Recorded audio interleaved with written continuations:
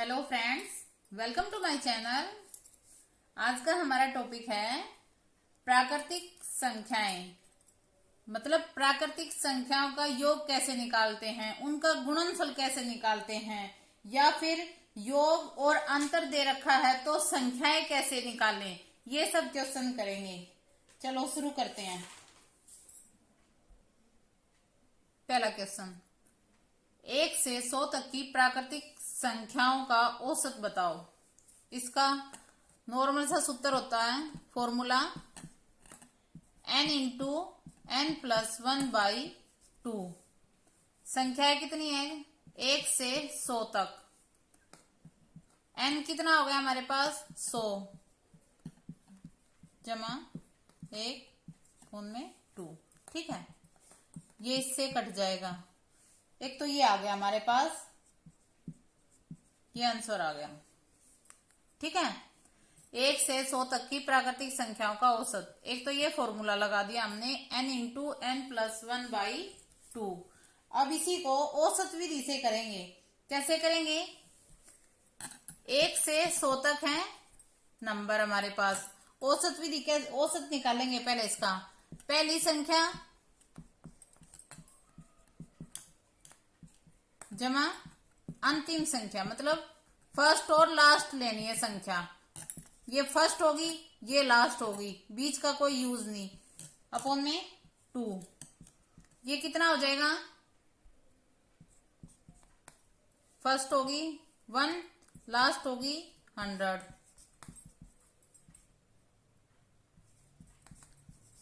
ये 2 से कट हो जाएगा, तो 2 से कट होगा तो कितना आ जाएगा? 50.5 ये आ जाएगा। अब हमने औसत तो निकाल लिया इसमें। ये कौन सी विधि से किया हमने? औसत विधि से।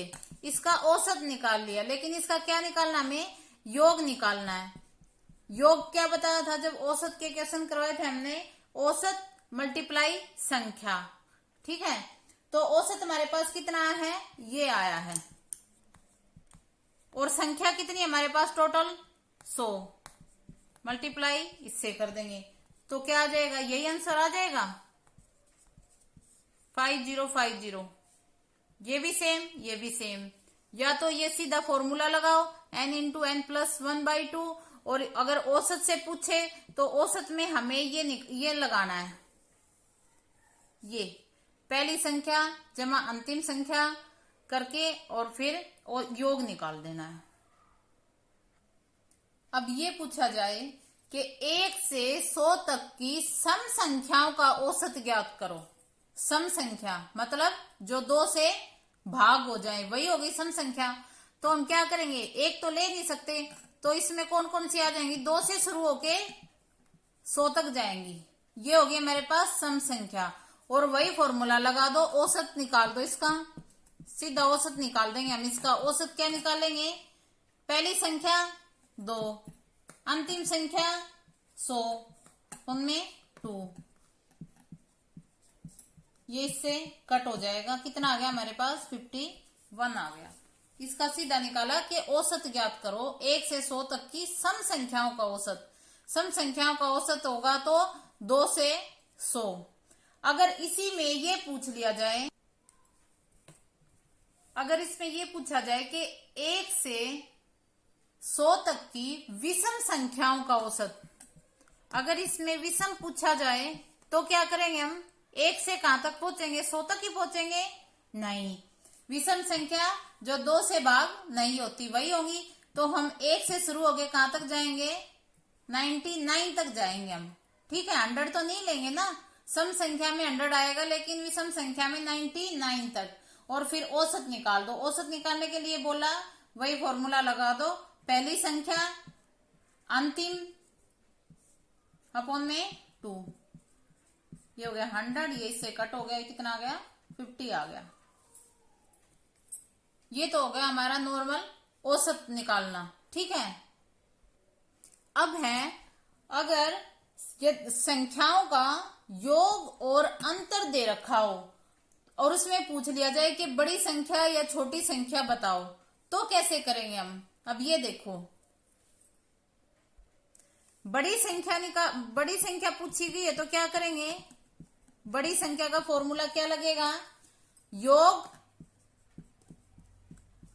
प्लस अंतर, इनको दोनों को, योग और अंतर को जोड़ देंगे और अपॉन में हो जाएगा 2। 2 से हम इसको भाग दे देंगे।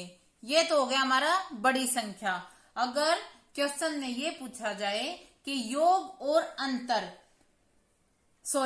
अगर क्वेश्चन में ये है कि योग और अंतर है और उसमें ये पूछा जाए कि बड़ी संख्या या छोटी संख्या बताओ, तो क्या करेंगे? बड़ी संख्या का फॉर्मूला लगा देंगे, योग प्लस अंतर, और भाग में कर देंगे हम 2। ठीक है। अगर इसमें ये बोला जाए कि छोटी संख्या बताओ, छोटी संख्या, तो छोटी संख्या का हम क्या करेंगे? योग, तब इन दोनों को हम क्या कर देंगे? सिर्फ माइनस कर देंगे और भाग में कर देंगे 2। योग माइनस अंतर अपॉन में 2, ये हो जाएगा। योग और अंतर दे रखा हो तो बड़ी छोटी संख्या ऐसे निकलेगी, योग प्लस अंतर बड़ी संख्या और योग माइनस अंतर अपॉन में 2 छोटी संख्या। और अगर अब ये पूछ लिया जाए कि संख्याओं का गुणनफल बताओ, हमने योग अंतर ये दे रखे हैं, बड़ी संख्या निकालनी है वो पता कर लिया कैसे निकलेगी, छोटी निकालनी है तो वो भी पता कर लिया कैसे निकलेगी। अब क्या है? गुणनफल कैसे निकलेगा? योग और अंतर दे रखे हैं तो हमें क्या निकालना है? गुणनफल। इसके लिए हम क्या करेंगे? गुणनफल, इसके लिए क्या करेंगे? योग प्लस अंतर और एक बार कर देंगे योग माइनस अंतर, और किससे डिवाइड हो जाएगा? ये 4 से, अपॉन में आ जाएगा 4। ये हमारा लगेगा गुणनफल में। अगर योग अंतर दे रखे हैं, गुणनफल निकालना है तो सीधा ये फॉर्मूला लगेगा। चलो क्वेश्चन करके दिखाती हूं आपको।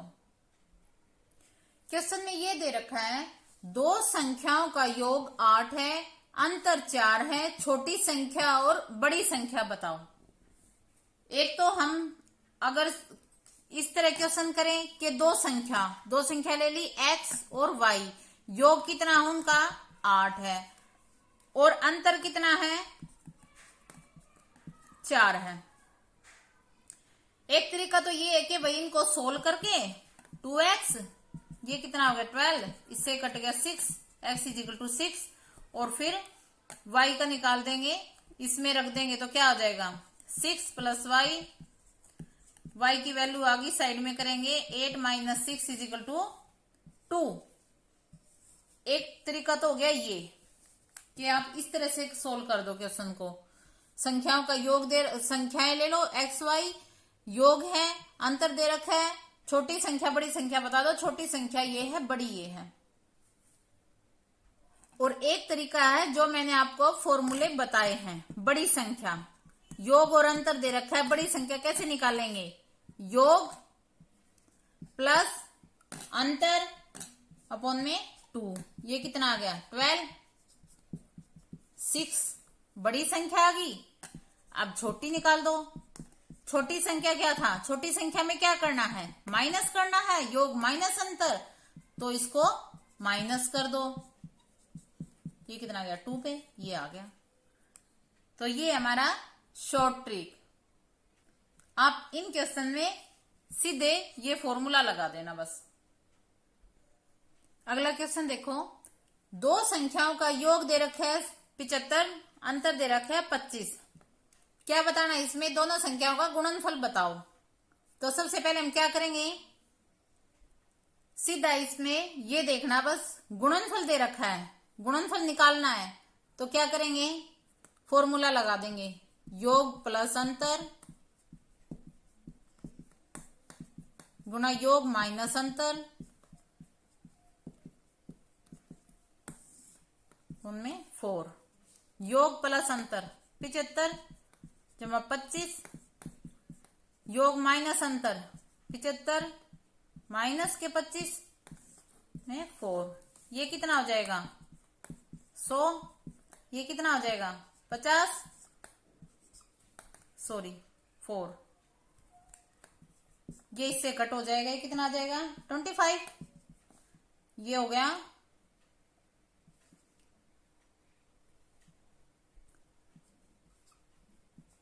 1250 आ गया ये। एक बार और देखो, योग अंतर दे रखा है, बड़ी संख्या छोटी संख्या बतानी है तो कैसे बताएंगे? बड़ी संख्या योग प्लस अंतर अपॉन में 2 और छोटी संख्या योग माइनस अंतर अपॉन में 2। अच्छा, अब हमारा क्वेश्चन है कि गुणनफल बताओ, तो गुणनफल में हमने क्या सीधा फॉर्मूला लगा दिया, योग प्लस अंतर योग माइनस अंतर अपॉन में 4। ये आ गया हमारा आंसर। अगर इसी क्वेश्चन में ये पूछ लिया जाए कि वर्गों का अंतर कितना होगा, ठीक है, मैंने यहाँ पे थोड़ा चेंज कर लिया, योग लिख लिया 80, अंतर लिख लिया 20, तो इसमें ये बताना कि दोनों संख्याओं के वर्गों का अंतर। तो सबसे पहले हम क्या करेंगे, संख्या निकालेंगे, बड़ी संख्या छोटी संख्या, बड़ी हो जाएगी हमारे पास 80 प्लस 20 2, बड़ी आ गई हमारे पास 50 आ गई। छोटी में क्या करेंगे, माइनस कर देंगे,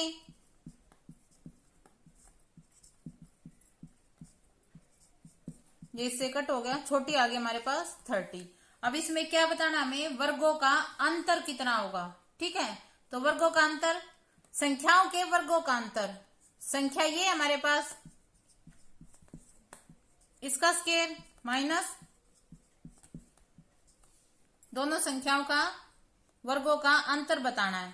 ये कर लिया हमने, स्क्वायर करके माइनस कर लिया।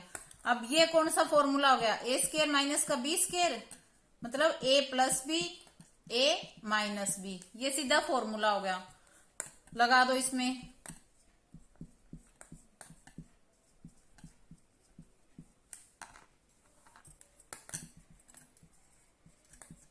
ये इसमें से गया 20, कितना आ गया हमारे पास 1600 आ गया। अगर क्वेश्चन में ये पूछ लिया जाए कि दो संख्याओं का योग ये है, अंतर है, योग दे रखा है, अंतर दे रखा है, दोनों संख्याओं के वर्गों का अंतर कितना होगा, तो सबसे पहले हम क्या करेंगे, संख्या निकालेंगे। छोटी संख्या निकाल ली हमने, बड़ी संख्या निकाल ली, उसके बाद इनका वर्ग करके स्क्वायर करके, और जैसे इसमें है ए स्क्वायर माइनस बी स्क्वायर, तो ये फॉर्मूला लग गया, ए प्लस बी ए माइनस बी, और सीधा आंसर निकलाएगा। अब क्वेश्चन में दे रखा है दो संख्याओं का योगफल और गुणनफल दोनों दे रखे 5 और 6, संख्याओं का योगफल भी दे रखा है और गुणनफल भी दे रखा है, तो क्या निकालना, उनके वर्गों के व्युत्क्रमों का योगफल क्या होगा, ठीक है। योगफल 5 है, गुणनफल 6 है, तो संख्या कौन कौन सी होंगी, 5 है तो 3 और 2 5, योग हो गया। गुणनफल कितना होगा, 3 और 2 का 6, ये आ गया। इसका मतलब हमारे पास कौन सी संख्या है, 3 और 2, तो हमने संख्या ले ली 3 और 2, ठीक है।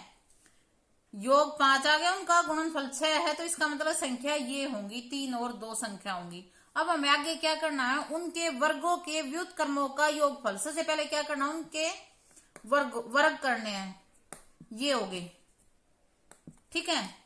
अब व्युत्क्रमों का योगफल, मतलब व्युत्क्रम है तो 1/में हो जाएंगे, ये योगफल है तो प्लस में हो जाएंगे।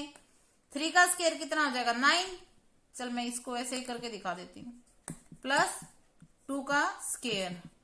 अब इसको सोल्व कर दो, 9 प्लस 1/4, इसका एलसीएम आ जाएगा 36,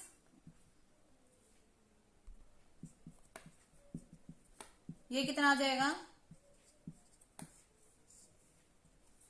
13/36, ये आ गया आंसर। इस क्वेश्चन में क्या दे रखा है, योगफल दे रखा है संख्याओं का और गुणनफल दे रखा है। सबसे पहले ये देखना है कौन सी वे संख्याएं हैं जो योग आता, उनका योग है 5 और गुणनफल है 6। सबसे पहले हमने वे संख्या ले ली, अब उनके वर्ग कर लिए, ये हो गए कि व्युत्क्रमों का योगफल क्या होगा, फिर हमने उनका व्युत्क्रम करके 1/में में करके और उनका योग कर दिया, आंसर निकाल दिया। लास्ट क्वेश्चन देखो, 27 को दो भागों में इस प्रकार विभाजित करें कि पहले का 5 गुना और दूसरे का 11 गुना दोनों मिलकर 195 हो। सबसे पहले हमें क्या करना है, 27 को दो भागों में विभाजित करना है। तो 27 का हो जाएगा हमारा 17 और 10, 17 और 10 27 करके देखें। पहले इसको हमने 17 और 10 लिया, 17 और 10 27 होते हैं, लेकिन इसने क्या बोल रखा है कि पहले का 5 गुना और दूसरे का 11 गुना, पहले का 5 गुना और दूसरे का 11 गुना दोनों मिलकर 195 के बराबर होने चाहिए। तो हम क्या करेंगे, इसका 5 गुना और इसका 11 गुना दोनों को करेंगे और फिर देखेंगे 195 के बराबर है या नहीं। ये कितना हो जाएगा, 85। ये कितना हो जाएगा, 10 और 11 की मल्टीप्लाई 110। इन दोनों को मिला के देखो, दोनों को जोड़ दो 195। इसका मतलब 27 को हमने 17 और 10 में विभाजित करना है। 17 और 10 में हमने कर दिया। उसके बाद इसका इसका 5 गुना करके देखा, इसका 11 गुना करके देखा, ऐड करके देखा, हाँ भाई 195 आ रहा है। अब इनका अनुपात क्या हो जाएगा, 17:10। ये आ गया हमारा आंसर। देखने में कितना बड़ा लग रहा था और सोल्व किया तो कितना छोटा सा आंसर आया। ये था हमारा आज का टॉपिक। जितने भी इंपॉर्टेंट क्वेश्चन है मैंने सब इस टॉपिक में करवा दिए हैं। मेरी वीडियो अच्छी लगी तो प्लीज लाइक करना, शेयर करना और मेरे चैनल को सब्सक्राइब करना।